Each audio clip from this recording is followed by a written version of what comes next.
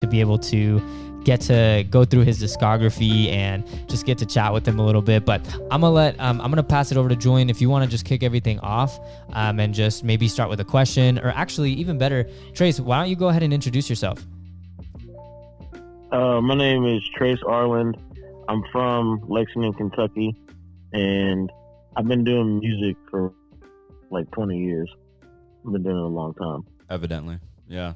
Yeah, definitely it shows in your for work. sure. Yeah. Love that. Well, Julian, I know you had some questions that you wanted to go, so I'll let you just shoot a couple off, and we can just start a conversation, then we can go from there. Yeah, dude. First, I wanted to thank you so much for being on the show, man. I remember I dropped a Core Day review when we were talking about it from a bird's eye view. I just posted on Twitter, and I remember you reached out to me. And yeah, man, I remember just kind of checking out your music on Bandcamp, and now, like even recent, checking your stuff on streaming platforms. And recently, I just went over these the last couple of albums that you dropped, Make a Wish, and then Wish You Would. And yeah, dude, I actually just would love to talk about these recent projects that you have on these streaming platforms, and just would love to talk about your work process and even this collaboration that you have with Chris Calico. If that's how you say his last name? Chris Calico. Calico, sorry. And I've heard him on Speed'em, so I'm very interested on how that collaboration went about.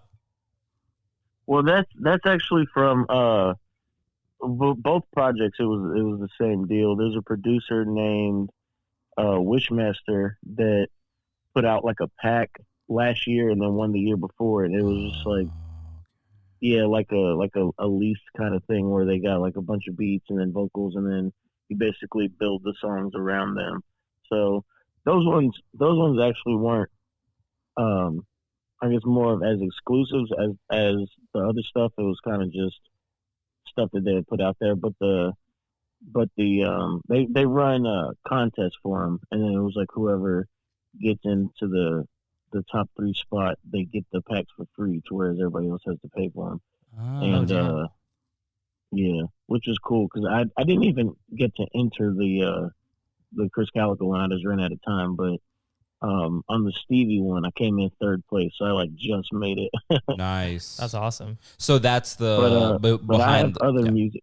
Sorry, no. Oh, no, you could. I have other music with both of them as well that doesn't have to do with that pack. Like I have an unreleased one with Stevie that's on like more of like a deep subject, and then the one with Chris Calico is actually already out, called Not Today, which is produced by C-Ray. Damn, that's dope. Man, that's so exciting. I mean, it definitely seems like you said, you've been doing this for 20 years. I mean, I'd be really interested to hear, I mean, what really got you into music? I know we got a chance to look at one of your interviews on YouTube, but wanted to get the chance to ask you personally, you know, what really got you into music? What makes you stick with it 20 years later? You know, that's a feat. You know, that most of these artists nowadays, you know, they're in and out within a couple weeks, couple months, you know, maybe a year. So I'm just really curious to see, you know, what keeps you going? I think honestly, just the love for the music, or what I would call the obsession, because there's actually been, it's not like I've been like so dedicated to it that whole time. There's been a lot of times where I've been like, okay, like maybe this isn't for me, and I've like tried to quit, and it's literally like I don't have a choice; it just pulls me back. So, like, and then as far as like even what made me start doing it, I don't remember, because my oldest memories of like just life period, I was always at least freestyling or, you know, whatever. I was the guy as a kid who in my neighborhood everybody came to burn them CDs, because when we had like Damn. LimeWire, and even before LimeWire, if y'all remember, there was a thing called Kazaa, like 2004, 2003, and so like it's just, I don't know, it's just always been, it's like the one thing that I've always just done. Like it's like my hobby, but also just like it's my life. Like I've definitely tried to venture into other things, but it's the one thing I always just like find myself doing every day. Mm-hmm. Damn, bro, that's awesome, man. And you said you're originally from Kentucky, and I just want to confirm you're currently in Chicago? Yeah. Awesome. Well, like right outside the city. Right outside the city. Okay. So that's really interesting. And I also wanted to bring up, especially being like 20 years into this, who'd you look up to in the very beginning? Like, what was your inspiration? And like, yeah, like what artist kind of drove you? The oldest memories I have, like this is going back to like when these albums came out, was Tupac's All Eyes on Me. Damn. Biggie's second album. I remember one of E40's like really early albums being like in my house, because I remember seeing the Sick With It logo, the pig that's on the CD. I remember seeing that as a kid. Goody Mob's Still Standing album, Outkast, Stankonia, stuff like that. Like that's like the earliest, and then like Snoop Dogg, stuff like that, of course. But then after that, really when like Eminem, Ludacris, Nelly, all them like very first came out, just like whoever was big on the radio then, DMX as well, all them. And then when I started really like branching into like picking favorite artists instead of just listening to whatever was on the radio, then like Method Man, Redman, 3 6 Mafia, stuff like that. So I'll definitely a lot of like the 90s, early 2000s. Got you. And are there some artists that, when it comes to your penmanship, that you study in particular? I will say I know two people that definitely, like when I went from just being a kid that just like was more into the dream of it as opposed to like the work, and then when I actually developed any type of lyricism, I would say two of the main people, like obviously like Eminem, but Proof from D12. I remember something about just the way he nice. Something about just the way he rapped. It helped me realize like, oh, okay, that's how you stack multi-syllables, because he would put like emphasis on the specific rhyming words. Mm-hmm. So him, and then definitely like all the, if you remember, there was a period from like 05 to 08 where there was like 1,000 songs that got leaked by Wayne. A lot of the like unofficially released stuff by him, I studied that a lot too. Yeah, there's definitely a like lot of hidden gems in that. People. Yeah. Damn, yeah, I remember that. That takes me back. Wow, man. I mean, it's so interesting to get insight. I mean, we've done a couple interviews, and every artist is a little bit different, so it's always intriguing just to kind of see the process, differentiations between artists, and what drives them. And kind of along in that same vein too, I'd be really interested to kind of pick your brain about your artistic process. Is when you go into the booth, or when you're about to you get that inspiration, is this is there like a specific way that you set out going about your music, or is it more just, all right, I got this idea, I'm gonna get in the booth and it's just gonna come to me? Like for each song it's different. I think it's solely like what the beat tells me. Like I have to first feel the beat, and then if I like it enough to where I'm like, okay, this is a beat I'm gonna use, I listen to it long enough, and it's like the beat just tells me what to do. I love that. Awesome. So production is like a big important part of your creative process? Yeah, for sure. Because I want to say it was before, like right before Eminem's Recovery came out, because it was specifically that album. I remember redoing everything, but before that one, I could write all the time, like without beats. I would just always have like random paper and just jot down lines. But now it's like I don't write unless I have the beat, because it's you can be so much more precise with the flow when you have a beat, as opposed to just writing to no beat and then throwing it on something randomly. But like I still with my brain always, like there's always lines like running through my head and stuff. So if I do happen to come up with like a line here or there, I have like a separate notebook that I'll put to the side just for, okay, jot that down here and then use it later in a verse. But as opposed to like creating a whole verse before you've heard any type of production or something like that, you just kind of have like lines here and there. I always have to hear the beat first. God, yeah, no, I definitely resonate with that. One thing that I'm curious about, I mean, you mentioned you're from Kentucky. Like, what's the music scene like out there? Like, were you an active artist while you still lived in Kentucky, or did that happen when you moved to Chicago? Yeah, no, I definitely was. It's extremely slept on because what I noticed up here in Illinois is there's a lot of open mics, a lot of like people are connected to each other, stuff like that. Kentucky, there's not really. I mean, at least in Lexington, I think like in Louisville and other cities and stuff, they're a little bit more connected.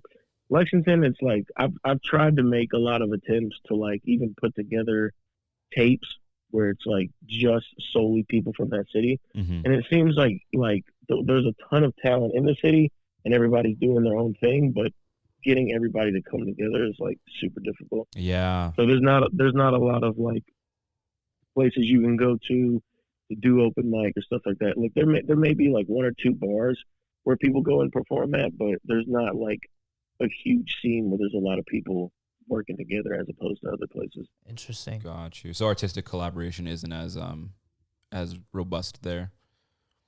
Yeah, not at all. Because I know I've even reached out on social media and been like, I'm gonna put together this tape just for the city. Like, send me your music, no fee or nothing. And even then, it's like I might get like maybe 10 people, Mm-hmm. and half of them will be people that I already know personally. So it's like, Right. Yeah. it doesn't. Got It you. doesn't seem. Yeah, it seemed like it's a lot of it's. I don't want to say it's necessarily like hatred or anything, but I definitely think people are kind of just like, oh no, I'm doing my own thing. I don't want to really, reach out, as opposed to me. I want to work with like everybody possible. That's dope. So Yeah. Yeah, no, that makes sense. I mean, how established is rap as a genre in Kentucky? I mean, is it a very popular genre in the circles that, I mean, I'm assuming in the circles that you ran in, it'd probably be pretty popular, but just like culturally, is it a pretty big genre, or what would you put on that? I mean, there's definitely. I mean, just rap as a whole, yeah, for sure. But as far as like people that are established from the city, like I know. So Jack Harlow is real big right now from Louisville. Yeah. His A&R is named Nemo Achita, if that's how I'm saying it the right way. Nemo was actually big on the scene back in like 2011, 2010. And then we also have like there's True Story, there's Smurf Dirt, RIP, he passed away years ago, but True Story and Smurf Dirt actually had like a big buzz there around the same time as well. 2010, 2011, they were doing a bunch of songs and shows with Lil White and Jelly Roll, back like when Jelly Roll was like first blowing up. And then KY Engineering, KY Engineering sounds very mm. familiar. producer, he his tag is Waka Flocka saying his name. But KY's real big. He worked on the Carter 3 and like Wow. he's worked with Okay. Gucci, Oh, wow. a bunch of people. All right. Got you. So but he also was a rapper even farther back than that. They used to have a group called Bonafide Circle. And if anybody from the Kentucky area, they definitely know that name. They were real big like 2003, 2004, around that time. Got it. But I mean, yeah, there's definitely been people that have had like an establishment or a buzz going. But as far as I would say, like big, like on a nationwide scale, I don't think Kentucky has seen anybody yet besides Jack Harlow, obviously, and then before him, Static Major and Nappy Roots was really like the only three. Interesting. I wanted to talk about specifically because you mentioned Jack Harlow, and I've noticed that you've been doing this for quite some time now. What are your thoughts on the landscape of hip hop now? Going from like this old school to more of like a more pop related. Definitely more like it's changed quite a bit, and I don't know. I just kind of want to get your thoughts, and especially like with streaming. I heard you mention LimeWire and like burning discs. Like that takes me back, and I remember those times. And yeah, dude, I just love to get your mindset on like a lot of people are fine with it, but then there's some people that aren't like the biggest fan of like how hip hop has changed. Would love to get your mindset on that. I mean, as far as how it's changed in the sense of like how it's consumed, yeah, it's definitely like I kind of feel like they've stripped away, I guess, the fun and really like being a fan or purchasing music, because even though I'm an artist, I'm like a big fan of a lot of people. There's not just like 3 or 4 people that I'm a fan of, and so I feel like I still like buy CDs, collect the physical copy, and I think that's like half of the art. It's like, yeah, you've got the music, but then like the visuals, and especially when people put a lot in their booklet. So it's like it's weird to go from have like especially like, oh, get deluxe packages and it comes with all of this when you buy the CD, as opposed to it's just there on streaming, and then it's especially knowing that people have the capability to pull that stuff off of there at any time. It's like I feel like it's more personal when you can have that physical copy. So I still to this day, like you remember the big booklets that you can put like a couple hundred CDs in, Yeah. take it out the case and put it in there. Yeah. I've got like 4 of those there. My dad still has that. Yeah, yeah.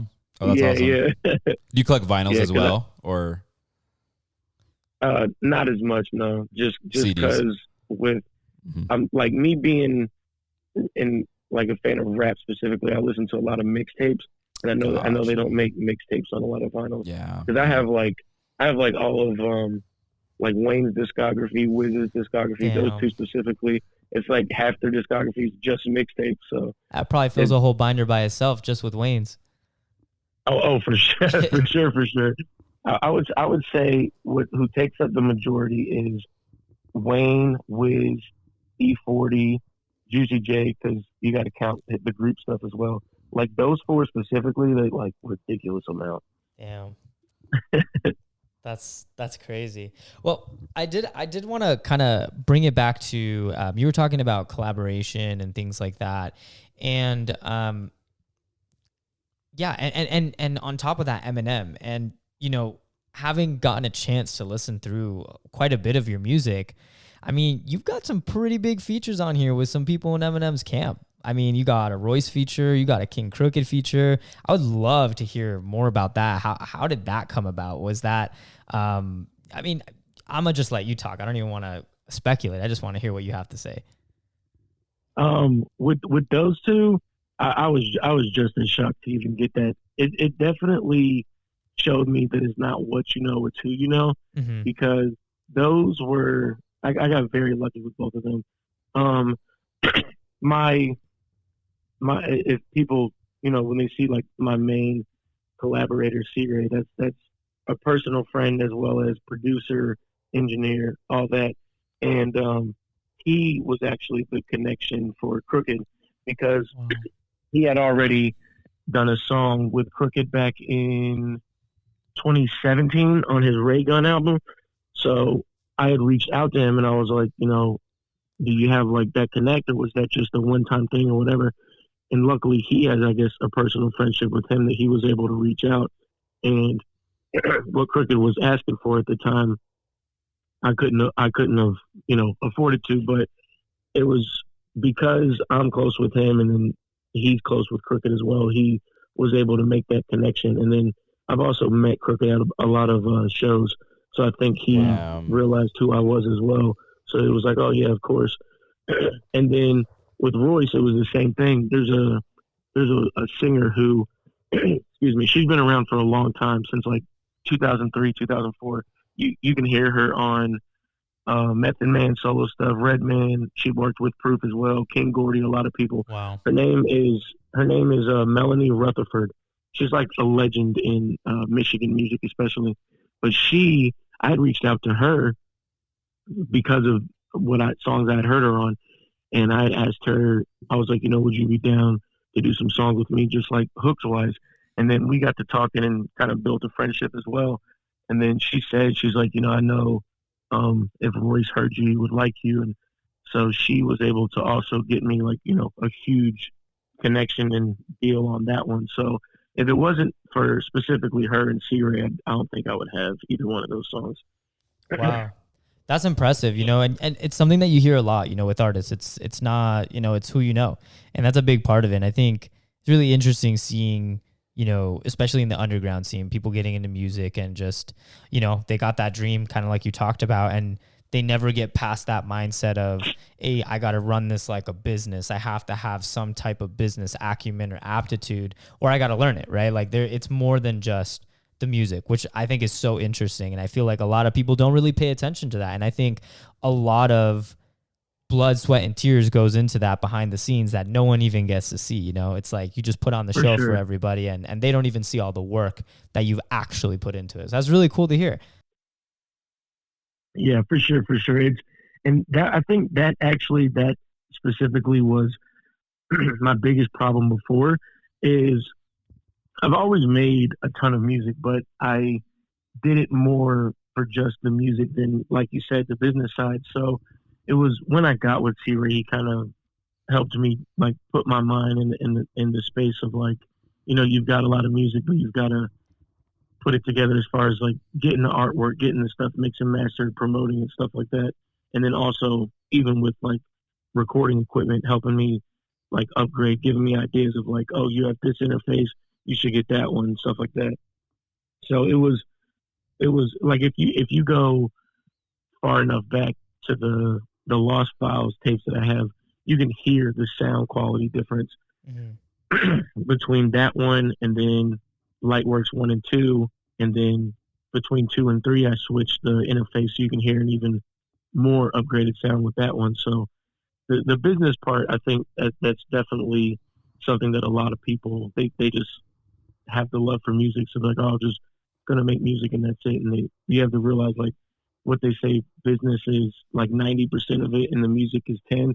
It really is true. Yeah. No, that's fantastic. I mean, yeah, it's really true. It's just so interesting to see, you know, how everybody kind of goes about their process. I mean, do y'all have any other questions before? I mean, we're getting close on time, but we've got time. So I just want to see before. I was actually re-listening to, I mean, early, right before we called you, we listened to the King Crooked verse with you two, and wow, it's really good.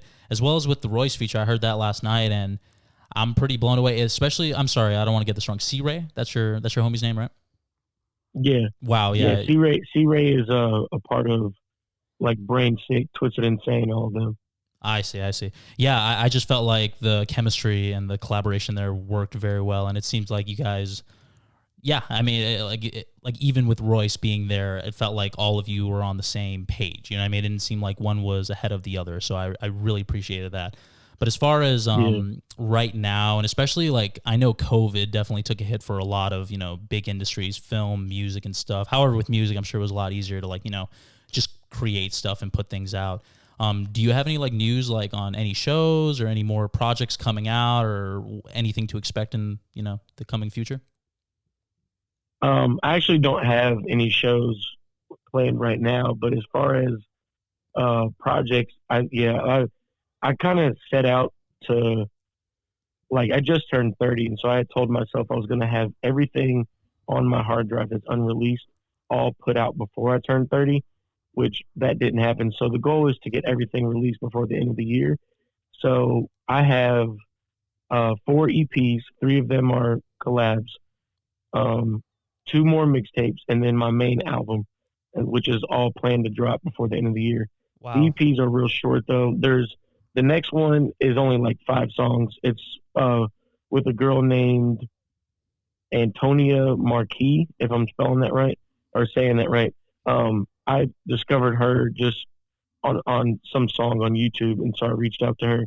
And then I have the EP with C-Ray. I have an EP with a guy up here. That EP is called Red Cup Music. But then I've got a solo EP called The Sample Platter, which is 8 songs, but it all samples like old classic songs. So it's one song samples Saturday by Ludacris. One song samples America's Most Wanted by Tupac. One song samples Rosa Parks by Outkast. It's like super dope beats that I found. And then after those 4 EPs, I've just got 2 more mixtapes. That's just going to be like the rest of the solo stuff that I have in the stash. But then the album is, I've been working on the album for years. It's solely produced by C-Ray. It's got the song with Crooked's on there. The song Not Today with Chris Calico's on there. There's a couple I've already leaked, but it's 24 tracks total. and I'm waiting on 2 features actually, and then when those are completed, then the album will be ready to drop. But yeah, I'm planning to drop all 7 projects before the end of the year, so Wow, there's that's definitely impressive. a lot more to come. Yeah, that's so exciting. I mean, that's no small feat, that's for sure. And I can't wait to check out those tracks, man. I even remember listening to, because I was doing a little bit of research on you and checking out the interview that you sent over to me of the one that you did before. By the way, really cool interview. And I remember you mentioned Thank you. something about a dream collaboration, and I apologize if I get this wrong, but I remember you mentioned Wiz, Juicy J, and somebody else, if I forgot. Oh, that the excuse me, specific one. Yeah, it's a song. I don't even know how it would sound. I know how they do the music Yeah, alone, and yeah. I'm like, man, this would be crazy. It would be me, Juicy J, and Lil Wayne on the verses, I see. but then Lil Jon does the beat and the hook. Oh, dude, Yeah, that's that'd be such an nasty. interesting And I'm just like, collaboration. Yeah. that just sounds like a crazy party song. No, dude, I love it. And just one last question, just to finish this off. I know you mentioned a lot of old school rappers, and just what's been what inspires you. But however, kind of taking it back to like what's popping now, and obviously hip hop has changed. Are there any like newer artists that you're currently listening to, something that you respect, or just kind of like what are you listening to like currently now? Oh yeah, as far as that, yeah, there's definitely a lot of new people that I listen to.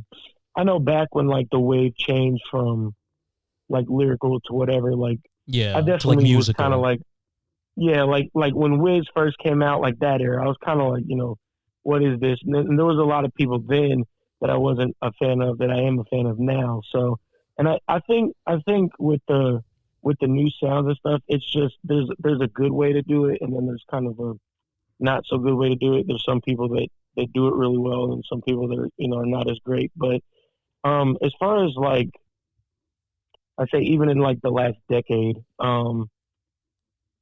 like obviously Kendrick Cole, Of course. um, Big Sean. Okay. Yeah.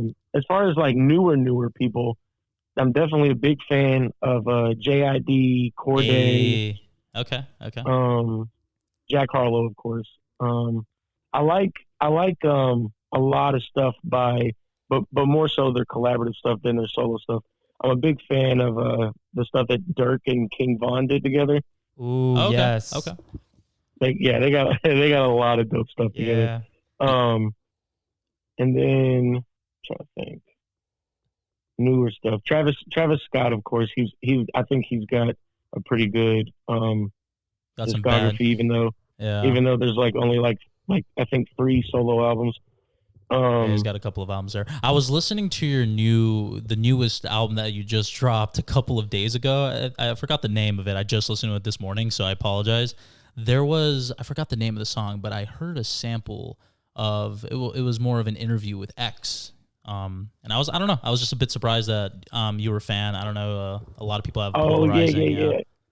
yeah. X, of course, yeah. I actually, yeah, I'm probably more a fan of him than a lot of the other people I named. I Yeah. think he had crazy potential for somebody that Agreed. wasn't even famous a full maybe 2 years tops. Like it was like he came and he left as quick as he came. Like, Yeah. and I'm Yeah. like, Yeah. man, if he had, I feel like if he had lived to be, him also being so young, if he had lived to even see like 40, 50, I think he would have been probably bigger than a lot of them, bigger than like the Travis Scotts, Drake's, all that. I think he would have been huge because he was the first one. I would say like the only person I could say came even close to him on like how just diverse he was trying to do everything. He reminded me of like Kid Cudi in a way Interesting. Okay. because Cudi just like he was rap, but it was also like not rap. Like Very different. Yeah. he he definitely X made me actually a fan of a lot of like certain songs he would do that were like the farthest away from rap. Had anybody else done it, I probably wouldn't have been as big of a fan. But he just had a way of like doing stuff that I was just like, damn, like it was good. And especially with like how all over the place the Question Mark album was. but it's still like each song was good on its own. I definitely think he would have, he would have been like Prince big had he Yeah, lived long enough. But I agree with you. I think it, he would have been the face of hip hop, modern day hip hop, at yeah, least, hands down. for sure. It sucks because it seems like there's always been rappers that have died, but it seems like more than ever, it's like a trend almost like between X and Nipsey Hussle and Pop Smoke and stuff. It's like every time you turn around, it's another artist Yeah. passing, and I'm like, man, it sucks that we don't get to see the full potential of these guys. But yeah, no, X definitely I'm a fan of as well. I'm trying to think of some newer ones as well. Oh, you're good, man. I was just trying to get an idea, and I just noticed that sample, and I was like, "Oh, that was really cool." And a lot of people usually sample, other audio stuff, but I really like that interview thing, and I really felt like it spoke to your work. But Yeah. Well, yeah, because it definitely it was the most relatable, I guess, out of like a lot of interviews I've watched of him. Because like literally what he's saying in that clip, that was kind of how I was in school. I know, like especially like my teachers and stuff were kind of like, "Ah, this kid is like, doesn't pay attention." I didn't have like the best grades yeah, growing up, yeah, and so I know they probably looked at me as like exactly what he says, just like, oh, ADHD and all this stuff. yeah, But yeah. it's like, nah, like even as far back as like sixth, seventh grade, I wasn't doing the work because I was too busy like writing songs for class. So Yeah. Awesome, man. Damn. Well, Trace, appreciate the time. We are just going to go ahead and wrap up this episode here real quick. Again, thank you all to our fans and our listeners today for facing the music with us. It's been I hope you all got as much out of this interview as we have here in Facing the Music in the studio. Again, I'm Gray along with my co-hosts here, Julian and Zendo. And then, of course, our guest, Trace. It's been an honor to have you on. We appreciate it and looking forward to the prospect of doing more things together. Yeah, thank you so much, man. yes, sir. Thank you all for having me. Of course. And is there anything else you want to say before we close this? Promote anything else or last minute thoughts? No, just to look forward for the new music because there's a lot of more stuff dropping before the end of the year. Dope. Oh, man. Well, thank you Looking so forward much, to it. man. Very excited for the music. And yeah, bro, we'll keep in contact and hopefully we can do another